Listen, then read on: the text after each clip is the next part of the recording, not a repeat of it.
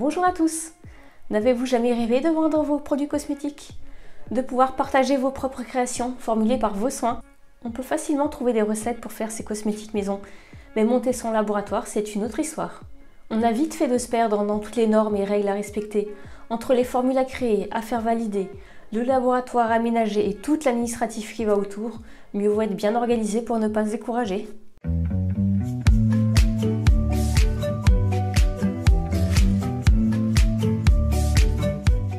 Bienvenue sur ma chaîne. Dans cette vidéo, je vais vous expliquer comment monter son laboratoire de cosmétiques et quelles sont les obligations légales pour commercialiser sa marque. Nous n'allons pas aborder la partie création d'entreprise ni marketing, mais dites-moi en commentaire si ce sont des sujets qui pourraient vous intéresser. Abordons rapidement le sujet des marques blanches ou fabrication à façon. Si vous n'avez pas encore toutes les connaissances, les moyens, le temps ou même l'envie d'assumer vous-même toute la production, vous pouvez confier à un laboratoire la formulation de votre gamme. Il saura s'adapter à vos exigences, votre cahier des charges en termes d'ingrédients, d'actifs, de labels bio ou non et de packaging. Il s'occupera également de toute la partie réglementation, validation des formules par un toxicologue et déclaration des formules sur le portail CPNP, d'obligations légales. Cependant, vous pouvez très bien vous occuper vous-même de ces démarches, ainsi que de la production de votre gamme. C'est tellement plus satisfaisant de formuler soi-même ses produits. Commençons par le début. Tout d'abord, la création des formules. En premier, il vous faudra formuler votre gamme.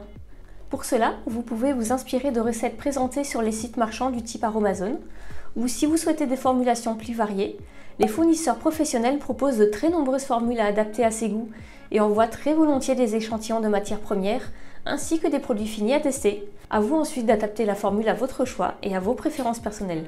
Et comment trouver ces fameux fournisseurs? En cherchant sur internet, tout simplement. Mon astuce: cherchez les salons mondiaux de cosmétiques et vous trouverez la liste de centaines d'exposants. Vous y trouverez sûrement votre bonheur rien qu'avec les très nombreux fournisseurs français. On a parmi les plus connus le In-Cosmétique et Cosmetagora. En deux, testez ces formules. Une fois vos formules inscrites sur le papier, il n'y a plus qu'à tester. Faites quelques ajustements si besoin et faites varier un paramètre à la fois pour ajuster la texture, l'odeur et essayez. Testez sur vous-même l'efficacité, le plaisir d'utilisation. Faites essayer vos amis, votre famille, demandez-leur ce qu'ils en pensent. Attention, les tests sur les animaux sont interdits. On vous surveille. Troisièmement, la documentation. Personnellement, je déteste la paperasse. Je préfère de loin la pratique, mais quand il faut y aller, il faut y aller.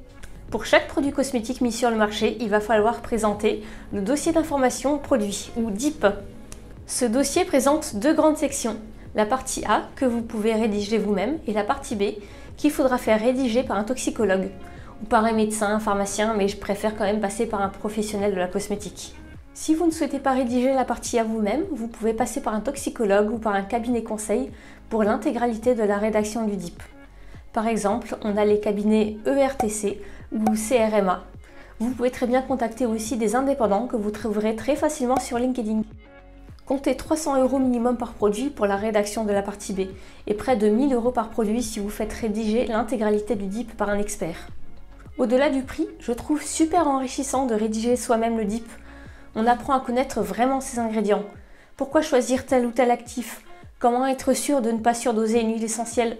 Le vrai métier de formulateur, quoi. Entrons un peu plus dans le détail.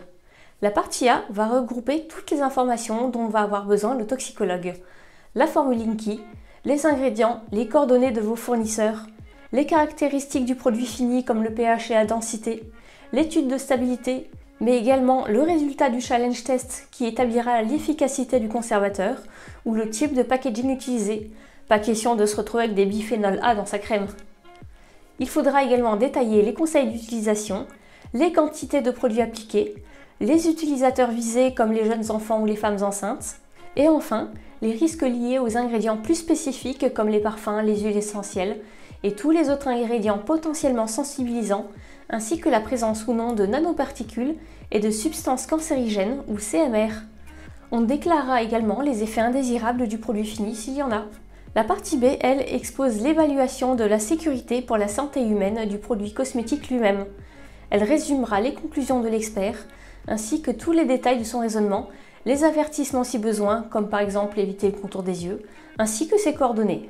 Ne vous inquiétez pas, vous trouverez comme d'habitude une fiche récapitulative à télécharger sur mon site internet cosmetolabo.fr. Vous pouvez trouver également le règlement européen complet sur le site de l'ANSM, l'Agence nationale de sécurité du médicament et des produits de santé. Concrètement, un fournisseur professionnel vous donnera toujours ces informations. La plupart de ces infos sont présentes dans les FDS, ou fiches de données de sécurité. Par contre, c'est à vous de procéder aux tests de stabilité et aux tests microbiologiques. Pour ça, il suffit d'envoyer un échantillon à un laboratoire spécialisé. On en trouve facilement sur internet, par exemple ACM Pharma, Microbiocontrol. Quatrièmement, le laboratoire. Bien entendu, pas question de fabriquer ces produits dans sa cuisine. Pour être en règle, il faudra un local approprié qui respecte les bonnes pratiques de fabrication ou BPF. Les BPF permettent de garantir la sécurité du consommateur en contrôlant la qualité et la sécurité du produit. En gros, ces règles permettent d'évaluer les risques liés à la fabrication, au stockage et à l'expédition du produit, ainsi qu'à la formation du personnel, l'organisation du laboratoire et la documentation permettant la traçabilité de chaque ingrédient. À chaque production, il faut par exemple noter le numéro de lot de chaque ingrédient, contrôler le pH du produit fini, envoyer un échantillon en analyse pour contrôler qu'il n'y ait pas eu de contamination par des micro-organismes. Bien entendu, le laboratoire doit toujours être propre. Le formulateur, lui, doit toujours porter une blouse et une charlotte pour être sûr de ne pas contaminer ses produits. Pour résumer, les BPF parlent surtout de règles d'hygiène et de traçabilité en cas de souci. Une fois que vous êtes au point, il vous faudra déclarer votre établissement à l'ANSM, déposer vos formules sur le portail CPNP qui remplace aujourd'hui les centres anti-poison au niveau européen et nommer la personne responsable, que ce soit vous ou un prestataire.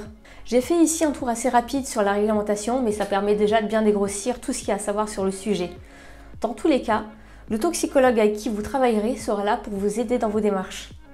N'hésitez pas à me poser également vos questions en commentaire, je serai ravie de pouvoir y répondre. Dites-moi également quel point vous voudriez que j'approfondisse dans une prochaine vidéo. Si cette vidéo vous a plu, abonnez-vous, likez, partagez, ça aide vraiment la chaîne à se développer. A très bientôt pour une prochaine vidéo.